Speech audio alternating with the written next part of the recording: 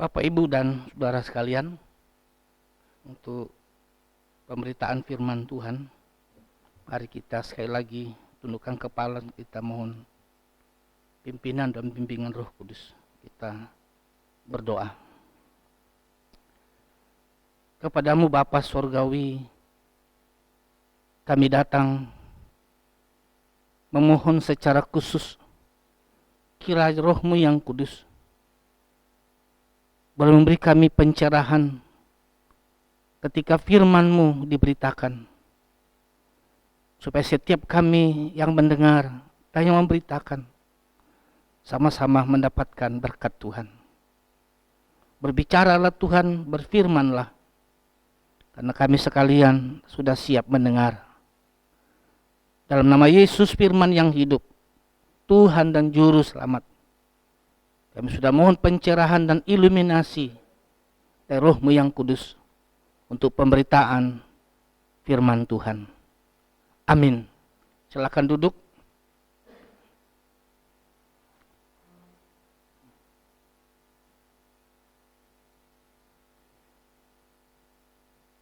Salam. Selamat pagi. Salam sejahtera buat kita semua. Bapak, Ibu, dan jemaat yang dikasihi Tuhan. Pagi ini tema yang akan kita renungkan bersama diberi judul Setia Sampai Akhir. Setia sampai akhir atau setia sampai mati. Saudara sekalian, 33 tahun lalu, kira-kira ketika Tuhan memberi visi kepada saya untuk memulai satu sekolah teologi, saya begitu sulit, begitu sukar mencari lambang atau simbol untuk kesetiaan atau setia. Ketika saya mencari-cari dalam buku, kamus, ensiklopedia, dan lain sebagainya, saya cukup kaget dan heran. Karena ternyata lambang kesetiaan atau lambang setia itu adalah anjing. Saya pikir sekolah teologi bagaimana kita mau kasih lambang simbol anjing. Kaget sekali karena lambang kesetiaan itulah seekor binatang, seekor anjing. Kemudian saya melihat ternyata betul bahwa binatang seperti anjing dan yang lainnya kadang lebih setia, lebih taat, lebih nurut kepada Tuhan daripada manusia yang dicipta oleh Tuhan seturut dan segambar dengan Dia.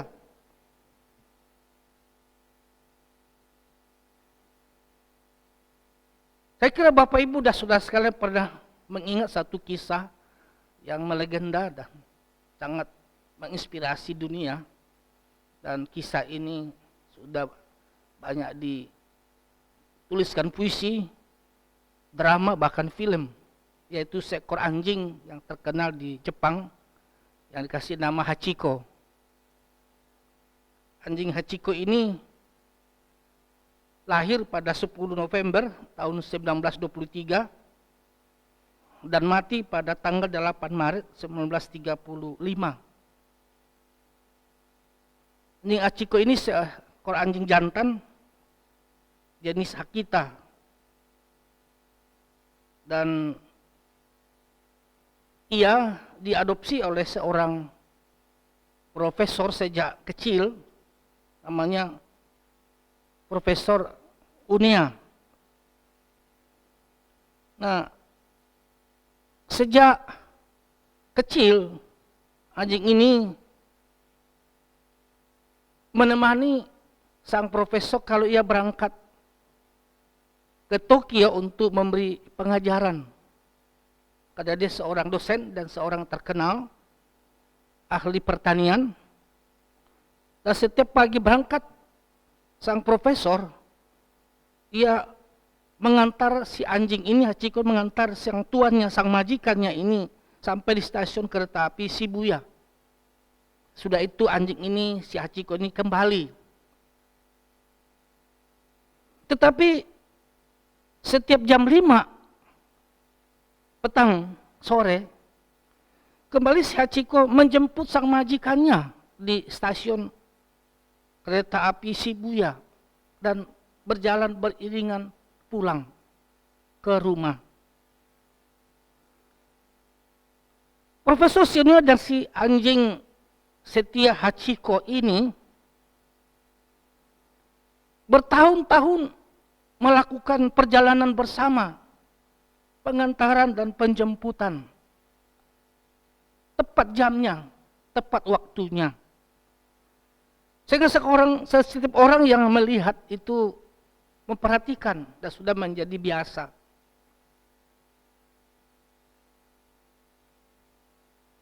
Tetapi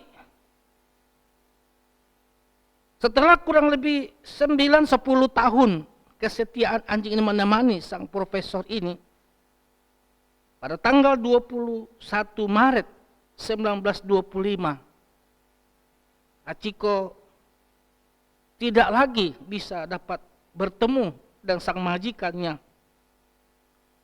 Karena saat kereta terakhir tiba di stasiun Shibuya, sang Profesor Unio sudah tidak ada lagi karena siang hari di Universitas Tokyo kena stroke dan meninggal. Hachiko anjing ini begitu setia menunggu sang majikannya sampai beberapa hari di stasiun itu. Dan ia paksa pulang, tetapi pada senja hari jam 5, si Hachiko juga kembali lagi terus menunggu sang tuannya. Tapi tidak ketemu lagi. Berapa tahun yang melakukan seperti itu dan setiap orang memperhatikan dan memperdulikan dia. Ada berapa pegawai komuter kereta api dan karyawan memberi dia makan dan bahkan menemani si Hachiko kalau ia menunggu di luar pintu keluar stasiun itu. Kadang ia duduk, kadang ia tidur, kadang ia berdiri melihat ketika orang berlalu atau datang melalui kereta itu. Akhirnya banyak wartawan juga yang meliput kesetiaan anjing Hachiko ini. Dan akhirnya banyak orang yang sedih juga dan datang memberikan makanan. Pada akhirnya 8 Maret 1935, Hachiko ini kena kanker dan digerogoti cacing di ususnya dan meninggal. Akhirnya ya dibuat abunya dan ditanam, dikubur di samping sang majikannya Profesor Unio. Di kuburan Profesor Unio dan si Hachiko ini ada sebuah kuil dibangun. Dan jadilah satu legenda yang benar dan pasti. Mengingatkan kesetiaan yang begitu hebat dari seekor anjing kepada sang tuannya. Bapak, Ibu, dan saudara sekalian, kisah kesetiaan Hachiko ini kadang menjadi ironi, menjadi sesuatu yang menakutkan bagi setiap orang, termasuk kita juga bagi kita orang yang percaya. Karena bukankah kita telah percaya dan menerima Tuhan Yesus, tapi apa kita setia dan mengiring Yesus di sesuatu yang lain dan berbeda? Antara menjadi orang percaya dan setia kepada Tuhan Sang Juru Selamat kita. Akan kadang justru banyak di antara kita menjadi murtad ataupun menjadi mualaf hanya karena sesuatu dan lain hal. Kita tinggalkan iman, tinggalkan Tuhan yang sudah mati dan bangkit untuk kita, yang sudah menebus kita. Dalam bacaan kita tadi, latar belakangnya itu adalah bagaimana Petrus, seorang murid Tuhan Yesus yang sangat dipercaya sebagai pemimpin 12 murid. 3,5 tahun mengiring, mengikut Tuhan. Daripada saat-saat terakhir, ia bisa menyangkal dan tidak setia. Kita bisa memahami hati Yesus yang percayakan kepemimpinan murid ke dia, kepada Petrus ini. Dan pada saat-saat kritis Yesus ingin ada muridnya, mengakuinya, sekalipun dalam kesulitan tantangan saat itu. Tetapi tengah-tengah seperti itulah kita melihat Petrus menyangkal Yesus.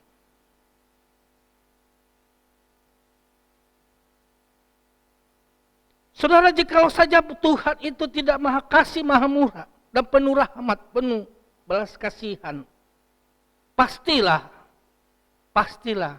Petrus hilang dan binasa. Tapi karena Tuhan begitu kaya dengan rahmat, Tuhan begitu kaya dengan anugerah, begitu tinggi belas kasihannya kepada kita, Dia bisa memberi pengampunan kepada Petrus dan beri kesempatan. Sama kasihnya Tuhan kepada kita juga.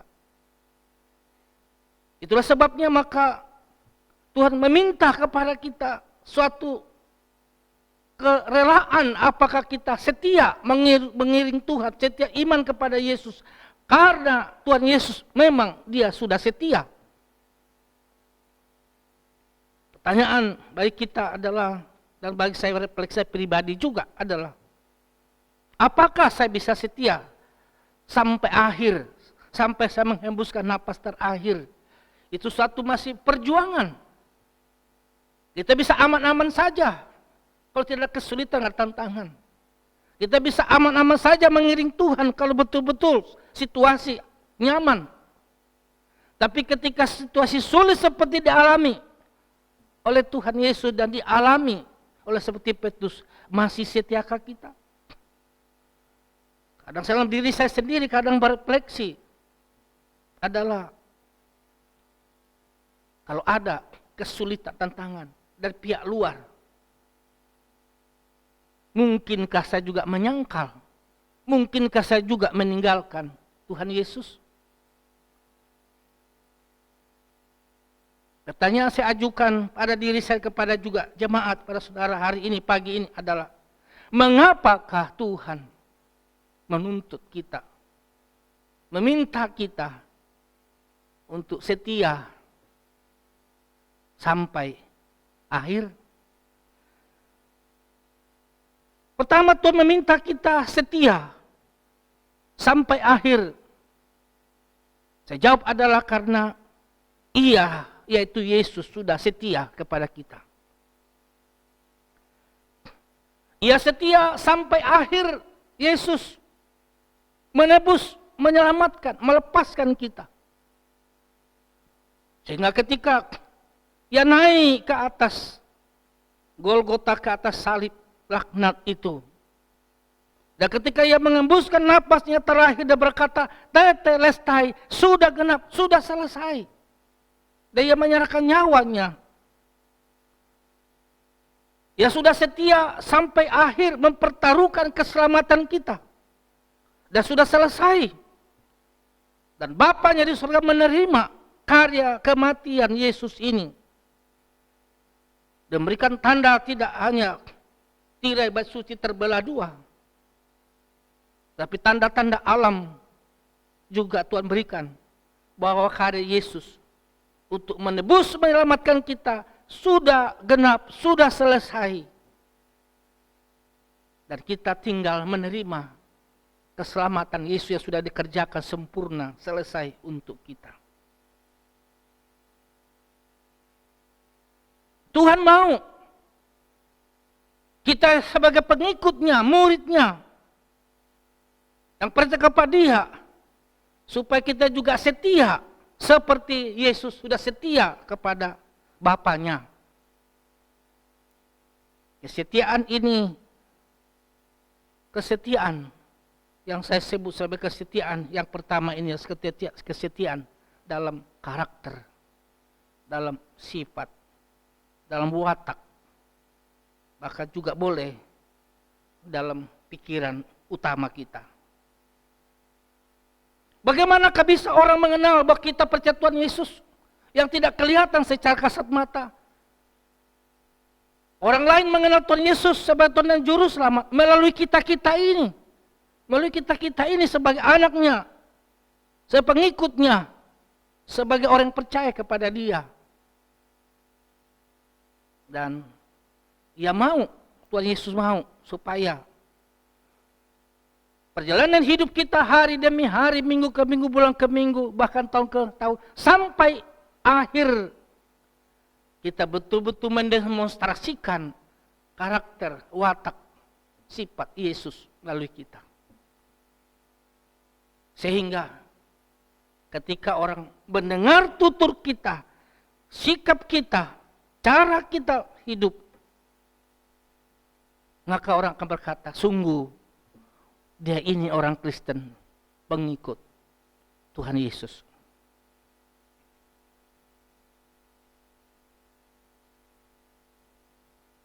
Dan itu yang memuliakan Tuhan, menyenangkan hati Tuhan. Sekalipun dalam masa-masa sulit, masa-masa sukar, kita mempertaruhkan mungkin keadaan hidup kita, keadaan bisnis kita, keadaan di rumah tangga kita, ataupun keadaan apapun.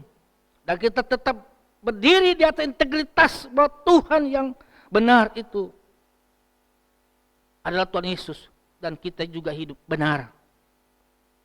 Bahwa Tuhan yang betul-betul mulia itu, kita akhirnya juga hidup mulia.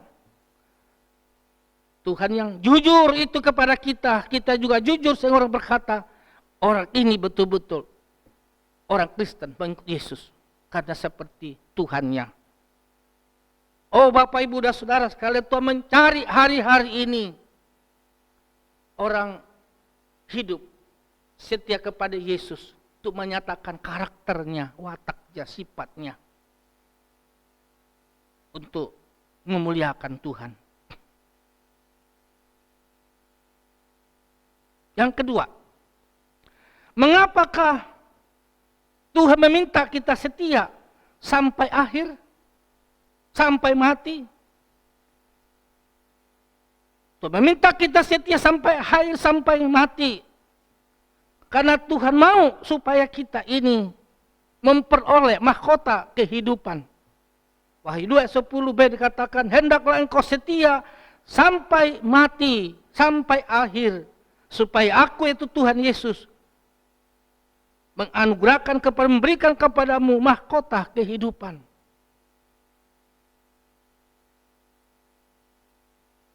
Tuhan mau supaya semua kita mengakhiri pertandingan ini dengan baik. Seperti Rasul Paulus. Tuhan mau supaya kita bisa setia sampai akhir.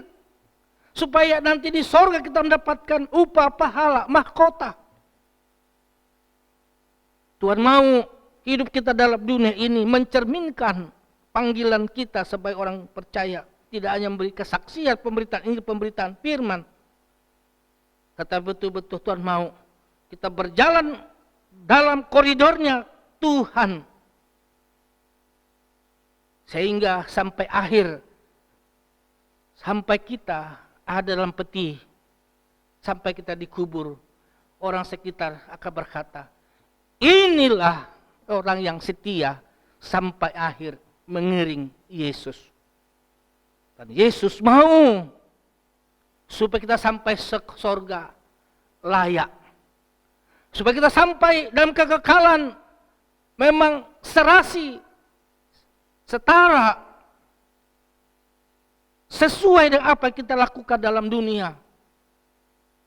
Dan ketika Bapa Sorgawi memeriksa kehidupan kita, ketika kita melalui apa yang dikatakan oleh Tuhan, yaitu melalui bema tahta pengadilan Tuhan, maka karya kita sejak kita percaya beriman sampai akhir itu karya yang seperti emas, perak, dan permata yang tidak terbakar. Karya kita dan pelayanan kita sepanjang hidup mengiring Tuhan, kesetiaan kita mengiring Tuhan, seperti inilah yang Alkitab katakan kita memperoleh mahkota kehidupan. Rasul Paulus juga seperti Yesus mengakhiri dengan sukses dan berhasil. Dan pada saat akhir hidup Paulus juga berkata, aku sudah mengakhiri pertandingan dengan baik. Aku telah memelihara iman. Dan tersedia bagiku mahkota kebenaran yang akan diberikan oleh Tuhan yang adil, yaitu Tuhan Yesus. Dan mahkota kebenaran ini tidak hanya padaku akan diberikan karena melakukan firman itu sampai akhir. Tapi juga kepada kamu akan juga menerima mahkota yang sama. 2 Timotius 4, 6, 7, dan 8.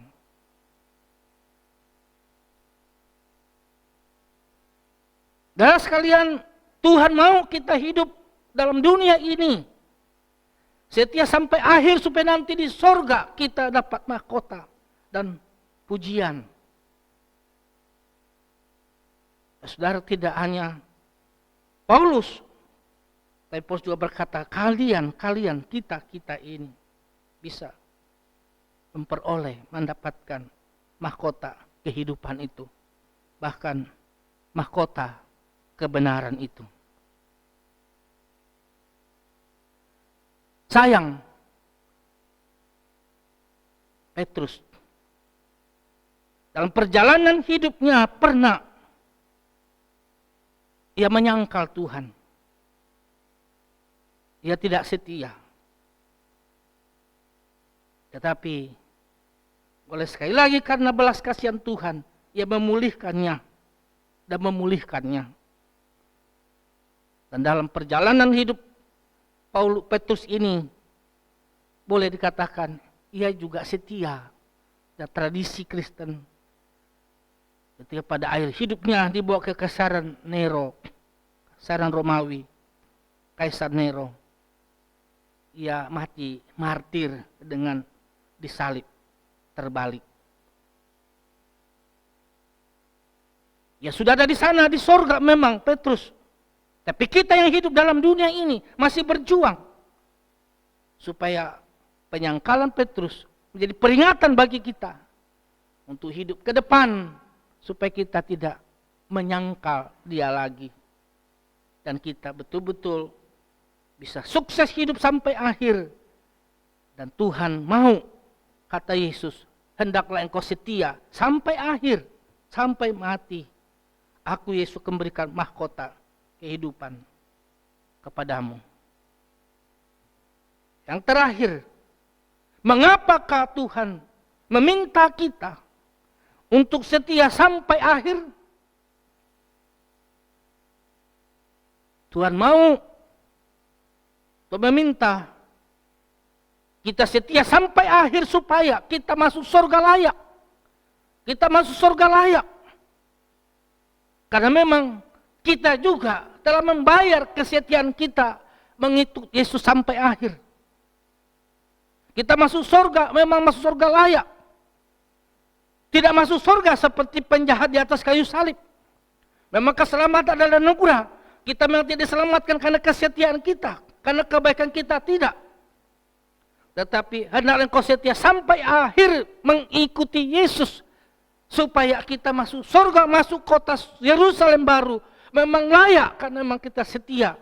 Tidak seperti penjahat di atas kayu salib. Boleh selamat. Tetapi sekali lagi keselamatan penjahat di atas kayu salib Yesus berkata kepadanya, hari ini engkau bersama aku di taman Firdaus. Tetapi masuk surga, sebetulnya masuk surga kurang layak. Yang Alkitab berkata, ia masuk surga.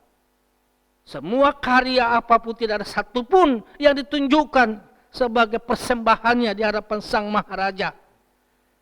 Dikatakan, ia mungkin masuk surga telanjang karena perbuatannya terbakar habis di bemanya Tuhan. Hendaklah kau setia sampai akhir, sampai mati, supaya engkau bukan saja dapat mahkota, kehidupan mahkota kebenaran. Bukan saja engkau memuliakan Tuhan dan karaktermu di dunia yang pertama tadi dan kedua tadi itu. Tetapi dikatakan di sini, bahwa hendaklah engkau setia sampai akhir, supaya engkau masuk ke kota setia, kota Yerusalem baru, kota surgawi. Kita memang masuk surga karena anugerah Tuhan. Tetapi Tuhan juga mau kita masuk surga memang layak. Sehingga dikatakan, mari hai anakku, mari masuk dalam kemuliaan surgawi ini karena memang engkau anakku, kau layak. Dan kita diberikan tidak hanya mahkota, tetapi kita menikmati seluruh apa yang dimiliki Bapa kita di surga. Karena memang kita layak. Memang kita layak. Sering saya bicara dan berkata kepada semua orang Kristen, orang percaya, kepada para mahasiswa, kepada hamba Tuhan. Kamu orang-orang percaya, orang Kristen, orang gereja, hendaklah engkau setia sampai akhir kepada yang setia, yaitu Tuhan Yesus. Wahyu 19 ayat 11. Supaya engkau masuk ke kota setia. Sakarya 8 ayat 3, yaitu kota surgawi, yaitu kota Yerusalem baru. Saya tegaskan kepada Bapak Ibu hari ini, dari minggu ini, bahwa memang kita tidak selamatkan karena setia, tapi betul-betul Tuhan mau kita setia sampai seperti Dia setia. Supaya kita menjadi saksinya di dunia. Kedua, supaya betul kita mendapatkan pahala mahkota, kehidupan mahkota kebenaran. Nah, ketika supaya kita layak masuk surga, masuk ke kota setia, kotanya Tuhan. Dan Tuhan meminta kita supaya benar-benar menjadi pengikutnya.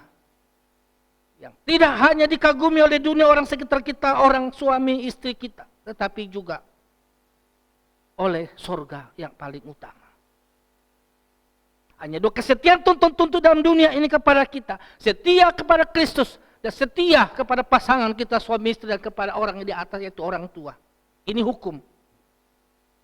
Tapi hukum ini juga menentukan ke masa depan kita, apa kita layak menikmati surganya Tuhan, ataukah kita masuk surga dengan segala macam kesulitan. Akhirnya kita telanjang ataupun tidak punya apa-apa yang kita banggakan, yang kita persembahkan di bawah kaki Sang Maharaja. Pastikan Bapak Ibu hari ini bahwa kita masih hidup. Walau tengah COVID-19 begitu menakutkan kita semua. Tapi jika hari ini kita masih hidup, berarti Tuhan mau menuntut kepada kita kesetiaan kita. Kesetiaan kita. Masih ada tugas yang harus kita selesaikan. Karena kalau sudah selesai tugas dan rencana Tuhan bagi kita, Dia akan datang memanggil kita, mengangkat kita kembali kepadanya. Tapi kalau kita masih hidup hari ini, masih ada hari ini, itu pastikan bahwa masih ada rencana Tuhan, masih ada maksud Tuhan dalam hidup kita. Mari kita kerjakan pekerjaan Tuhan itu, mari kita lakukan rencana Tuhan itu sampai akhir, sampai kita bertemu Tuhan di sorga untuk memberkati kita. Dan jadilah orang Kristen setia kepada yang setia, yaitu Tuhan Yesus, supaya kita layak masuk kota setia, kota surgawi, kota Yerusalem baru. Amin. Mari berdoa. Tuhan, teguhkanlah firman-Mu. Bahasa manusia sampai di sini. Tapi kami minta dalam nama Roh Kudus, dalam nama Tuhan Yesus, uraikanlah, jelaskanlah firman-Mu Tuhan. Jauh lebih daripada bahasa manusia. Roh Kudus ambil alih.